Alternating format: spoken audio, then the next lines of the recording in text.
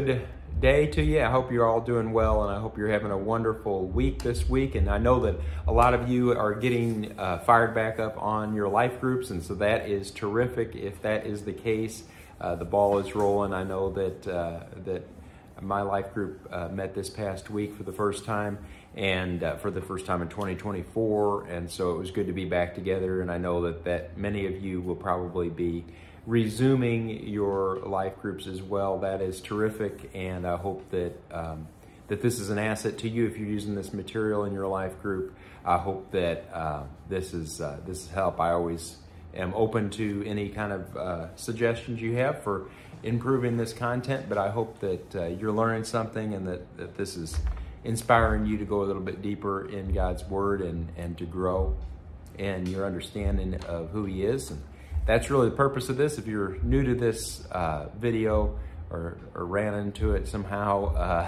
this video is really just meant to be me facilitating life groups virtually for those who may not feel comfortable leading a life group as far as using original content or leading through a book or something of that nature. What we do here is this is a message-based curriculum. Basically, we're going back to the message from Sunday, and we're going a little bit deeper on that topic, on that subject.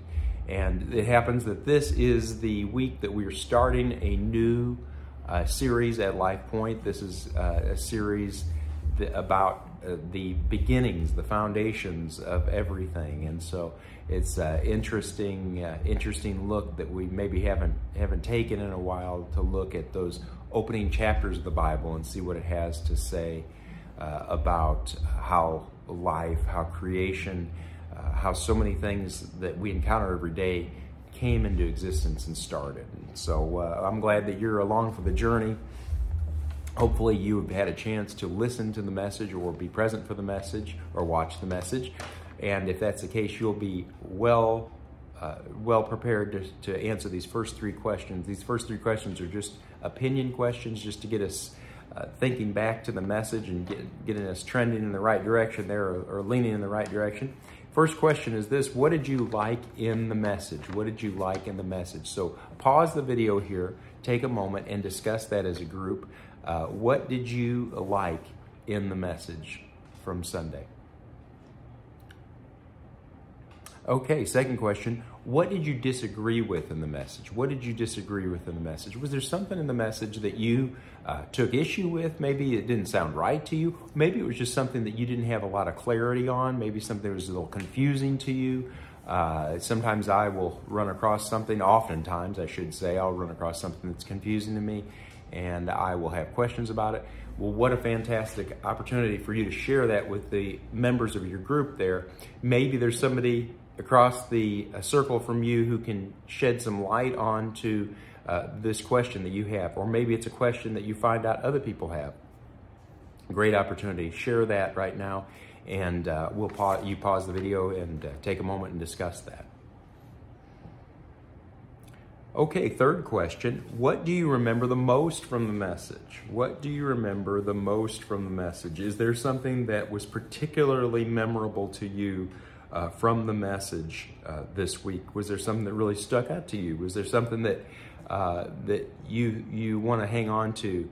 I want you to share that with your group now at this point. Just take a moment, pause the video, and share with each other what was the most meaningful thing, what was the most memorable thing from the message. Take a moment and do that. All right. Well, let me give you these two ice-breaking questions just to get us going this morning. And the first question is this: how would you describe God to someone who has never heard of Him? How would you describe God to someone who has never heard of Him? Now, that's a tricky question. It's a lot to think about. But how would you describe God to someone who has never heard of Him? Take a moment, pause the video, and let's see what your group members have to say about that. All right. Well, that is a challenging question, I think. But you know, what I would go back to try to answer this question, and of course this is kind of an opinion question, how you would describe God to someone who's never heard of Him. But I would say that the way we describe people, say if somebody asks you about another person, how would you describe that person? Well, you would go back to that person's attributes. You would talk about what that person's characteristics are. And so, that's how we describe people. I think the same thing with God, that we go to his attributes. We go to what we know about him, to his characteristics, just like we would a person. There's some different things that we could look at about God. I just think of some of his attributes that we might mention if we were trying to describe him to somebody who had never heard of God. We could say, well, he is eternal would be one thing. And that's, I think something that Matt touched on pretty strongly in the message here, is the idea that God is never ending. He never has, and he is also never beginning. He doesn't have a beginning or an end. That he's good, that his purposes are good, that his will is good, that he is good at the core of who he is, that he is faithful, that he's a faithful God, faithful to his promises, faithful to his covenants, consistent and trustworthy and reliable, that God is wise, that he knows what's best, that he is one who has got the plan, the perspective, the ultimate view of things as we could never see. That he's righteous, that he does what's right, that he always does what's right, and he's beyond that he's the standard for what's right, actually, and that he's unchanging, that he never alters, he never develops. He is always the same, eternally. And there's other things you could talk about: his love, his justice, there's so many attributes of God that we might be able to just mention to a person to help them understand who God is and what he is like. Second question, why do so many people resist the idea that God created the universe? Why do so many people resist the idea that God created the universe? Take a moment and discuss that as a group. Why do so many people resist the idea that God created the universe? Pause the video here and answer that question, because that's such a prevalent thought. All right, well, I would say that this is a very prevalent idea these days. There's a lot of people that say there's not a God, that the universe was not created. I think that is very prevalent and increasingly prevalent in our world.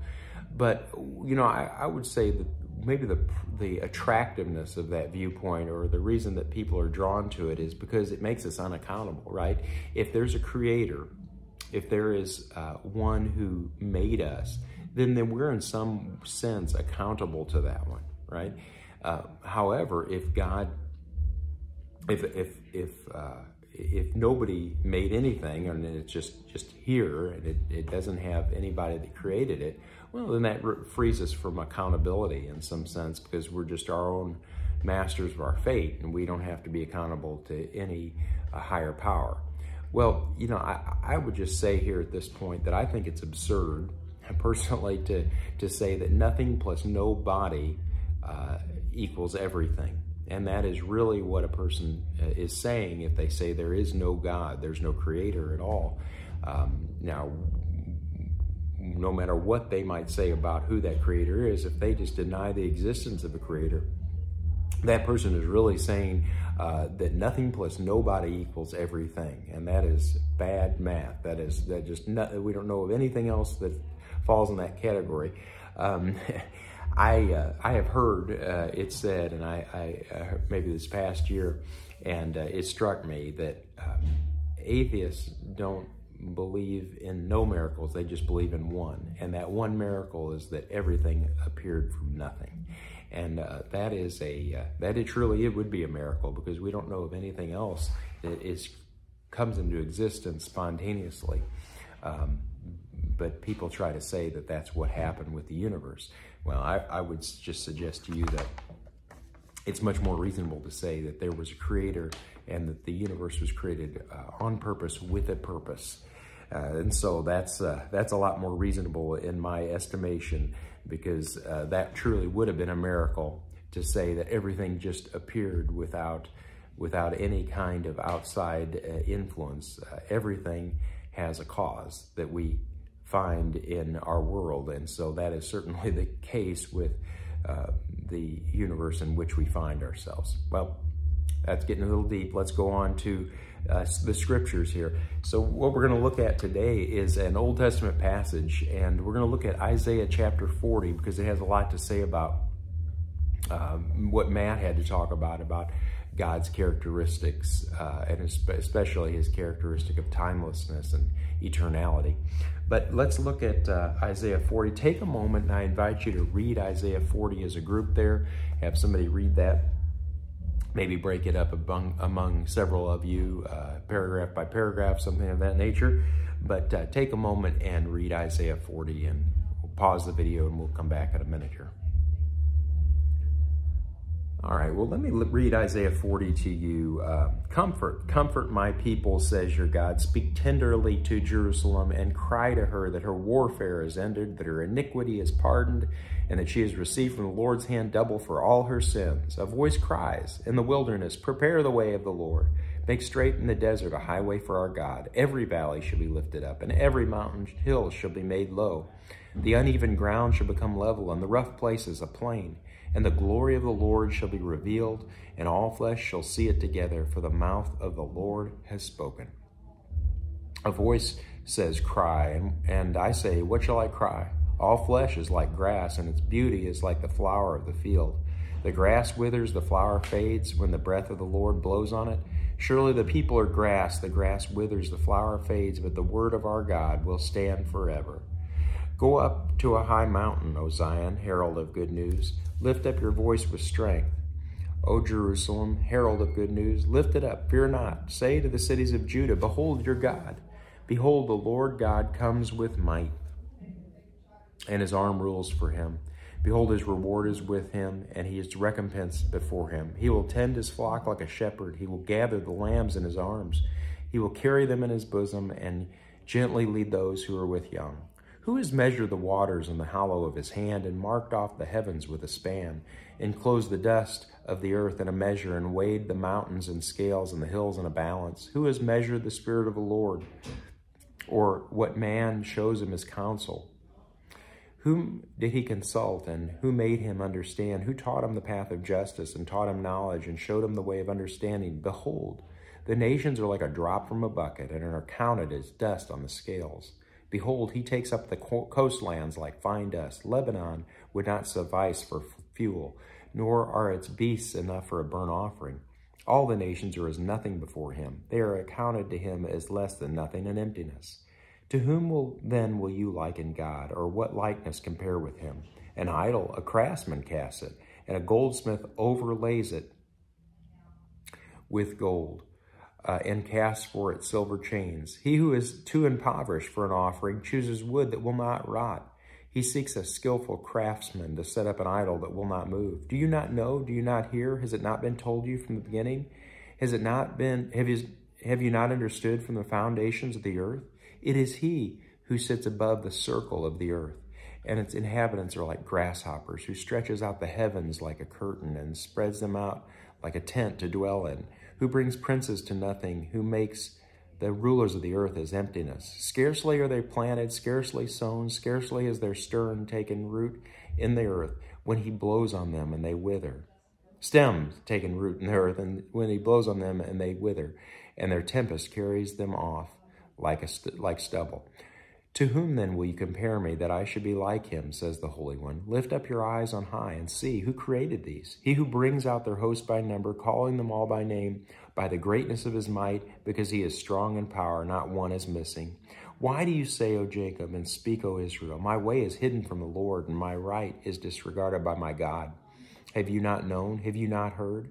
The Lord is the everlasting God, the creator of the ends of the earth. He does not faint or grow weary. His understanding is unsearchable. He gives power to the faint, and to those who have no might he increases strength. Even youths shall faint and be weary, and young men shall fall exhausted. But they who wait for the Lord shall renew their strength. They shall mount up with wings like eagles. They shall run and not be weary. They shall walk and not be faint. Well, it was a long chapter, more verses than we usually deal with. But I hated to cut anything out of that because I think it has so much to say about the character and the attributes of God. So the next question I want to ask is, what stands out to you about God from this chapter? And what are the things that really stick out to you? Write down 5 things that stand out to you about who God is. So take a moment, and you might need to scribble these down or write them, type them out on your phone. But make yourself a note of, as you look through this passage, 5 things about who God is, 5 attributes, characteristics of who God is, and share those with your group. Pause the video here and take some time and do that.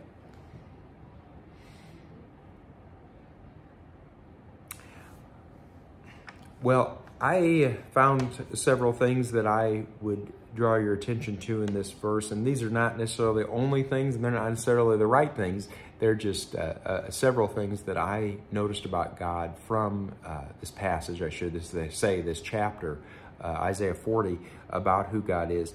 The first thing is, I noticed his might, how mighty God is. In verse 10 there, 40 verse 10, we read about God coming with might and his arm ruling and his reward with him and his recompense before him.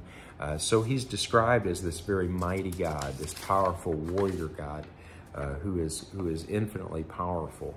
And then as you continue, well, in verse 10, that other half, I read this, but he's a rewarder. He is one who brings a recompense or the reward with him. And you even see that in, I think, Hebrews chapter 11, right? Because it says, and without faith, it's impossible to please him, because anyone who comes to God must believe that he is, and that he is a rewarder of those who earnestly seek him.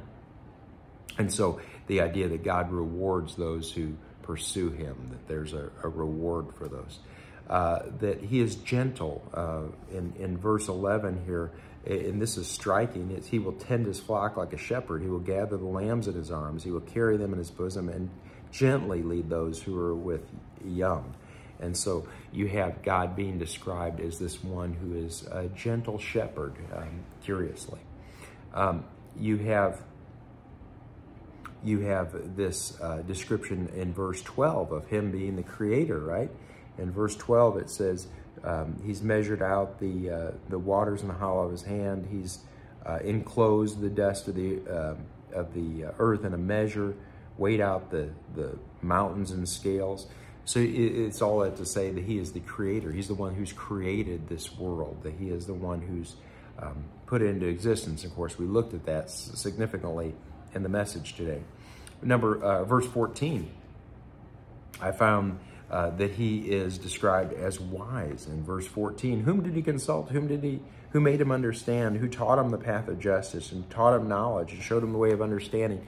Again, we mentioned this earlier, but God is wise, that he knows what's best, that he's got a plan, that he's got a purpose that we cannot necessarily understand ever, but he's got a clear guide, or he is a guide in this world, and his wisdom resides with him. Verse 23, he says he brings princes to nothing and makes the rulers of the earth as emptiness. And so there we see that God is the one who is sovereign, is how I would describe that he's the ruler. He's the ultimate ruler. There are many earthly rulers, but he is the ruler above all. He's the one that reigns and rules above all rulers.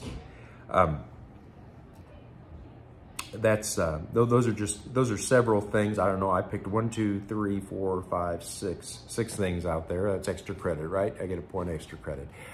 Some of you may have found 7 or 8 different attributes of God in this song, in this chapter here in Isaiah. Wonderful. But there's a whole lot that this has to say about who God is, about his character, doesn't it? Next question, how would you contrast verse 11 with verses 21 through 23? How would you contrast verse 11 with verses 21 through 23? Now take a moment and discuss that. Okay, you notice verse 11, and we touched on this, or I just mentioned this one as I was talking about the attributes of God. But verse 11, he will tend his flock like a shepherd. He will gather the lambs in his arms. He will carry them in his bosom and gently lead those that are with young. I mean, this incredibly tender, a gentle picture of who God is, this one so great. It's just really remarkable. But then you look at verses 21 through 23, it says, do you not know, do you not hear, not been told you from the beginning, have you not understood from the foundation of the earth? He sits above the circle of the earth, and its inhabitants are like grasshoppers, who stretches out the heavens like a curtain and spreads them like a tent to dwell in, who brings princes to nothing and makes the rulers of the earth as emptiness. I think it's just an interesting contrast here, isn't it, between this God who is so great. He sits above the circle of the earth, which is interesting, by the way. They do not think, it doesn't seem that they think the earth is flat here, because it's the circle of the earth, which is curious, but we'll leave that alone. I will just talk about the fact that it describes God as this one who is so highly lifted up, that it sits enthroned so high. Isaiah describes God, that when he looks down, it's like the people of the earth are like grasshoppers. Now, that's small. But at the same time, remarkably, this one who is so great puts his concern, puts his care, puts his love upon the inhabitants of the earth, specifically in this context, the people of Israel, the people of the southern kingdom of Israel, to be specific at this time. But that God cares about these who are so small. They're just like grasshoppers, and yet he takes care of them like a shepherd would take care of his lamb. And it's just a remarkable picture of who God is, that though he is so great, he still concerns himself with we who are so small. I remember a fellow that was in one of my classes in college, and he was praying before the class began, and he said, "Oh Lord, you sit high, but you look low."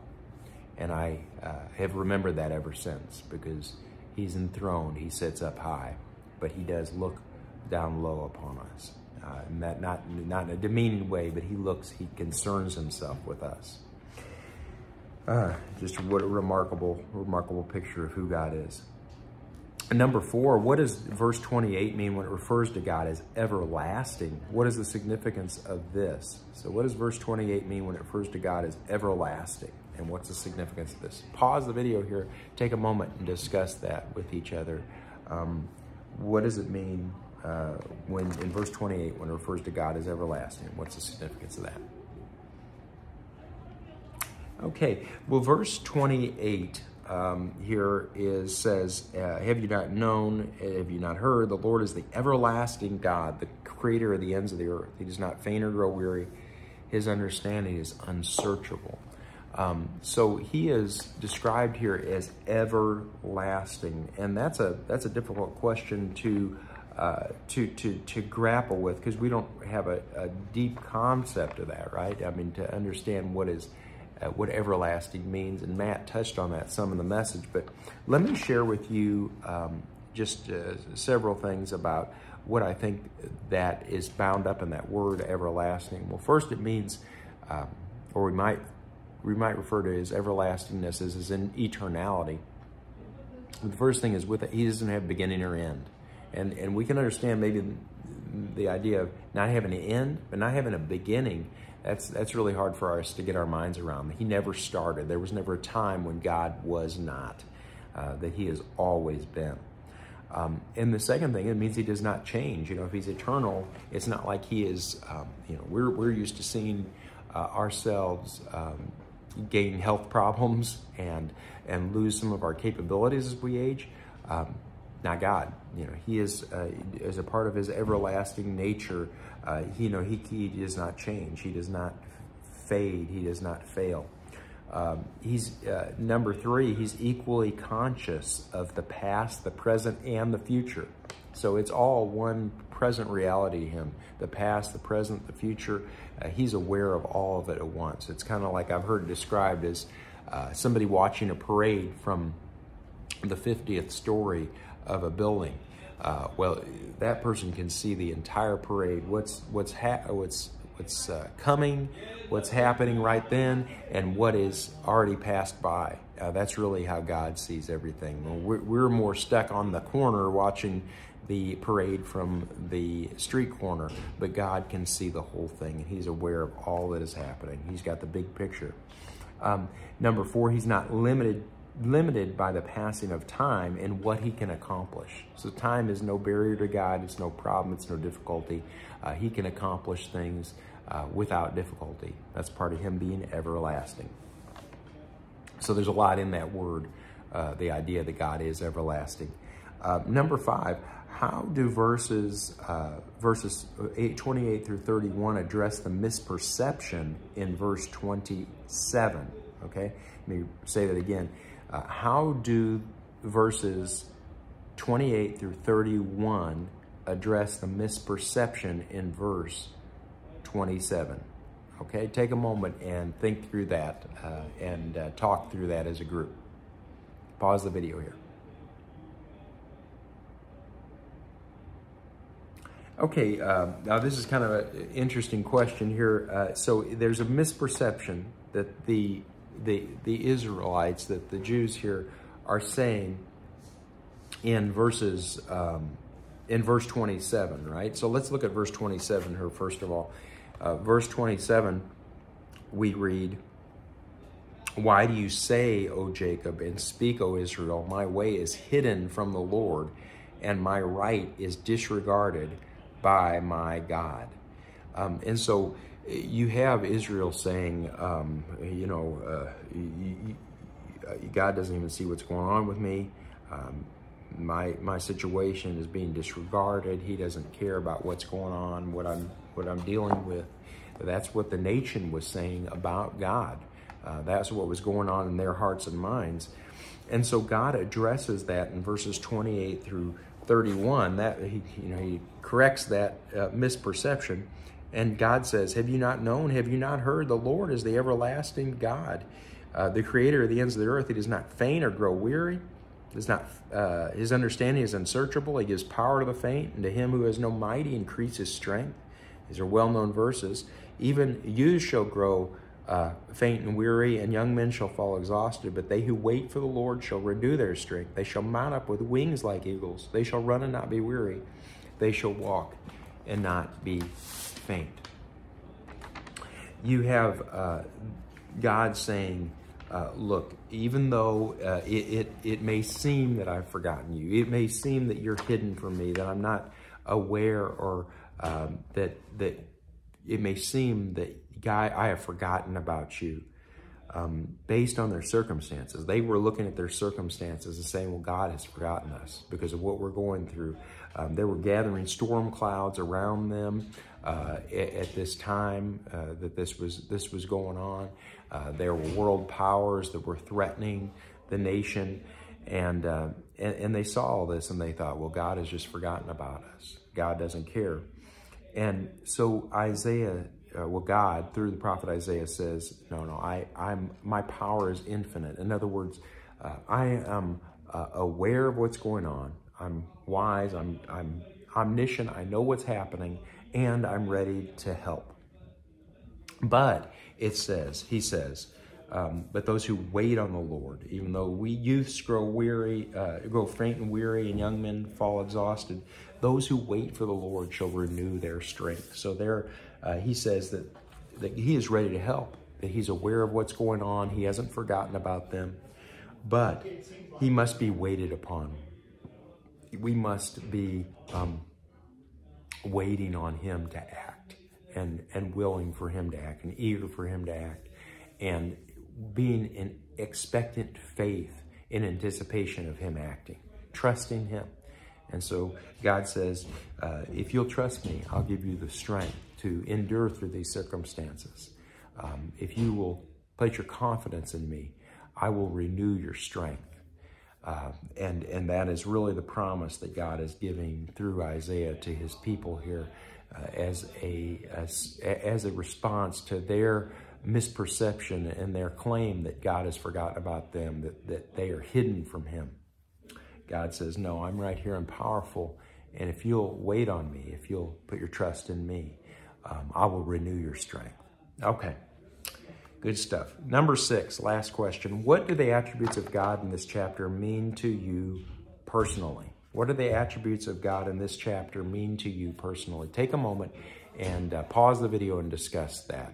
Maybe share that with each other, what these attributes of God that are revealed in this chapter in Isaiah, what do they mean to you personally? Okay, well, maybe there were all different responses to this question. Maybe several of you had different thoughts about what attributes of God were most meaningful to you or had a certain meaning to you. For me, it was just the awareness, God's awareness of my life and my situation. I thought that was very, very stunning there to think about the fact that God is as great as he is, and yet he concerns himself with what concerns me, and he cares about what's going on in my life. That is a remarkable thing. And so God is aware of what's going on with me. God's aware of what's going on with you, and he cares. And he is able to help as we will trust in him, as we'll place our confidence in him and wait upon him. Okay, well, hey, I hope that was helpful. I hope you enjoyed looking at Isaiah 40. There's so much in there. And I hope that you enjoy this new series that we're starting here at Lifepoint. Let me just close with a prayer, and then we will look forward to being together again next time. Let's pray. Father, thank you for this day. Thank you for the opportunity to be with these folks, even through this video. I pray that you would just help us to understand more of who you are. And because of our understanding of who you are, that you would change us, that we would adapt to you, and that we could conform to the reality of who you are and what you want for us. Thank you for loving us. Thank you for sending your son for us, for concerning yourself with ones as small as we are, and yet being so great. Help us to trust you no matter what our circumstances are. It's in Jesus' name I ask it. Amen. Have a great week, and I will look forward to being with you all again next time. And thanks for hanging in there.